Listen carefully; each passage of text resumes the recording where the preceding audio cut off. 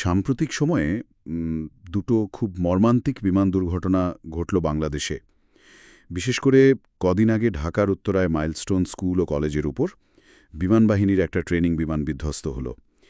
এটা আসলেই সবাইকে নাড়া দিয়েছে। হ্যাঁ, একদম। তো আজকের আলোচনায় আমরা আমাদের হাতে যে বিভিন্ন রিপোর্ট বা অনলাইন ডিসকাশনসগুলো আছে সেগুলোর ভিত্তিতে ঘটনাগুলো একটু বোঝার চেষ্টা করব। কি ঘটেছিল, প্রতিক্রিয়া কি হলো, আর এর আগের বছরের আরেকটা দুর্ঘটনার কথাও একটু ছুঁয়ে যাব। চলুন শুরু করা যাক ২১শে জুলাই ২০২৫-এর ওই ভয়াবহ দুপুরটা দিয়ে। আচ্ছা, ঘটনাটা ঘটেছিল দুপুর ধরুন 1:06 দিকে। এয়ারফোর্সের একে খন্দকার যে বেসটা আছে ওখান থেকে টেক অফের প্রায় পরপরই এই F7 BGI জেটটা সোজা মাইলস্টোন স্কুল বিল্ডিংয়ে হিট করে। F7 BGI, এটা তো একটা ট্রেনিং ফাইটার জেট, তাই না? হ্যাঁ, প্রশিক্ষণের কাজেই ব্যবহার হচ্ছিল। আর সবচেয়ে দুঃখজনক হলো তখন ক্লাস চলছিল। ওই আঘাতেই সঙ্গে সঙ্গে আগুন ধরে যায় আর বিল্ডিংয়ের একটা বেশ বড় অংশ মারাত্মকভাবে ক্ষতিগ্রস্ত হয়। ভাবা যায়, স্কুলের ভেতরে ক্লাস চলছে আর আর তখন এই ঘটনা। রিপোর্টগুলো বলছে নিহতর সংখ্যা অন্তত ৩১ জন। হ্যাঁ, ৩১ জন, যার মধ্যে ২৫ জনই ছাত্রছাত্রী, একজন টিচার ছিলেন আর পাইলট নিজেও। আর আহতের সংখ্যা, সেটাও তো অনেক। অনেক, ১৭১ জনেরও বেশি। আর এদের মধ্যে ৭৮ জনের অবস্থা কিন্তু ক্রিটিক্যাল ছিল।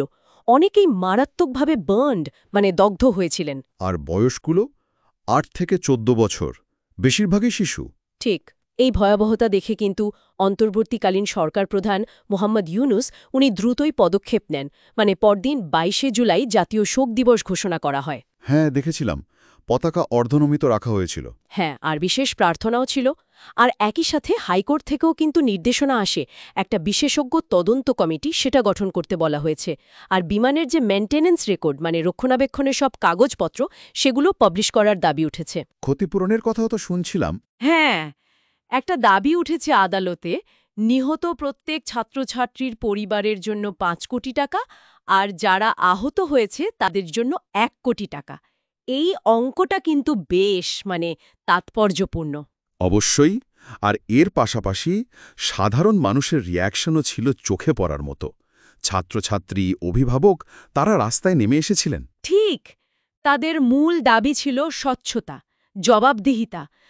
হতাহতের আসল সংখ্যাটা কত, দুর্ঘটনার কারণটা কি, এগুলো জানতে চেয়েছিল সবাই। শুধু দেশে না, বাইরে থেকেও তো শোকবার্তা এসেছে। অবশ্যই। ভারত, জাপান, ইউরোপীয় ইউনিয়ন, সুইজারল্যান্ড, পাকিস্তান অনেকেই শোক জানিয়েছে, বাংলাদেশকে সাহায্যের প্রস্তাবও দিয়েছে। আচ্ছা, এই ঘটনার জুলাই ২০২৫-এর এই ঘটনার আগে, ঠিক আগের বছর ২০২৪ সালেও তো একটা দুর্ঘটনা ঘটেছিল চট্টগ্রামে। হ্যাঁ, মনে আছে। ৯ মে ২০২৪ বাংলাদেশ এয়ারফোর্সেরই আরেকটা ট্রেনিং এয়ারক্রাফট, ওটা ছিল একটা ইয়াক 130, কর্ণফুলী নদীতে ক্র্যাশ করেছিল। ইয়াক 13, ওটাও তো বেশ অ্যাডভান্স ট্রেনার জেট। হ্যাঁ, আর প্রাথমিক ধারণা ছিল যে খুব সম্ভবত খুব নিচ দিয়ে উঠছিল আর একটা অ্যারোম্যাটিক ম্যানুভার, আইলন রোল বলে, বিমানটা নিজের অক্ষ বরাবর পাক খায়, ওইটা করতে গিয়েই হয়তো। হ্যাঁ, ওই ঘটনাতেও তো পাইলটরা ইজেক্ট করেছিলেন। দুজনে ইজেক্ট করেছিলেন, হ্যাঁ। কিন্তু স্কোয়াড্রন লিডার আসিম জাওয়াদ উনি পরে হাসপাতালে মারা যান। অন্য পাইলটও গুরুতর আহত হয়েছিলেন। তখন কিছু অনলাইন ফোরামে, যেমন রেডিটে দেখছিলাম, কেউ বলছিল পাইলট এরর, কেউ বলছিল অন্য কিছু, টেকনিক্যাল ফল্ট। তদন্ত ছাড়া তো বলা মুশকিল। একদম, এগুলো সবই তখন ছিল জল্পনা, তদন্ত দরকার ছিল। তাহলে দেখুন, পরপর ২ বছর, দুটোই ট্রেনিং এয়ারক্রাফট ক্র্যাশ। হ্যাঁ, আর ২০২৫-এর ঢাকার ঘটনাটা তো নিঃসন্দেহে সাম্প্রতিক সময়ে বাংলাদেশের সবচেয়ে ভয়াবহ প্লেন ক্র্যাশগুলোর একটা। বিশেষ করে এতগুলো বাচ্চার জীবন চলে গেল। খুবই মর্মান্তিক। এর ফলে বিচার বিভাগীয় তদন্ত হচ্ছে, ক্ষতিপূরণ আর জবাবদিহিতার দাবিও বেশ জোরালো। আর ওই আগের বছরের ইয়াক 130 দুর্ঘটনাটা, সেটা কিন্তু এয়ারফোর্সের ট্রেনিং প্রসিডিওর, বিশেষ করে লো অল্টিটিউড অ্যারোবাটিক্সের ঝুঁকি নিয়ে প্রশ্ন তুলেছিল। এখানে আসলে মূল প্রশ্নটা চলে আসছে, তাই না? পরপর দুটো ঘটনা, একটা লো ফ্লাইং ম্যানোভারের সময় আর একটা টেক অফের পরপরই। এগুলো কি শুধুই কাকতালীয়, দুটো আলাদা দুর্ঘটনা? নাকি এর পেছনে আরও গভীর কিছু আছে? যেমন ধরুন, বিমানের রক্ষণাবেক্ষণ প্রক্রিয়া, পাইলটদের ট্রেনিংয়ের স্ট্যান্ডার্ড, বিশেষ করে এই রকম ইমার্জেন্সি সিচুয়েশনে তারা কিভাবে রিয়্যাক্ট করবে। এই ট্রেনিংগুলো কি যথেষ্ট? সূত্রগুলো দেখে আর মানুষের এই প্রতিক্রিয়াগুলো দেখে তো মনে হচ্ছে অনেকেই এখন এই প্রশ্নগুলো তুলছেন। প্রশ্ন ওঠাটা খুবই স্বাভাবিক, বিশেষ করে যখন দুটো ক্ষেত্রেই ট্রেনিংয়ের ব্যাপার ছিল। 2024-এর ঘটনার পর ওই নিচু দিয়ে ওড়া বা অ্যারোব্যাটিক্সের ঝুঁকি নিয়ে যে প্রশ্নগুলো উঠেছিল, তারপর কি কোনো পলিসি চেঞ্জ হয়েছিল বা বাড়তি সতর্কতা? নাকি দুটো ঘটনার ধরন আসলে একদমই আলাদা? সেটা তদন্তেই বেরোবে আশা করা যায়।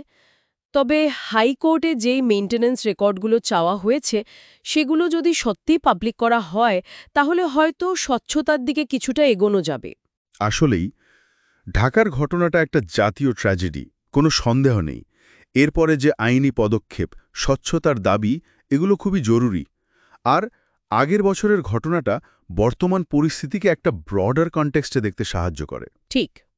এখন সবচেয়ে বড় প্রশ্নটা বোধহয় এটাই, এই মর্মান্তিক ঘটনাগুলো কি শুধুই কিছু তদন্ত রিপোর্ট আর ক্ষতিপূরণের ঘোষণায় শেষ হয়ে যাবে, নাকি এয়ার সেফটি, মেইনটেন্যান্সের স্বচ্ছতা, পাইলট ট্রেনিংয়ের কার্যকারিতা, এই সব কিছু নিয়ে একটা গভীর এবং সার্বিক পর্যালোচনা শুরু হবে? সেটাই দেখার বিষয়।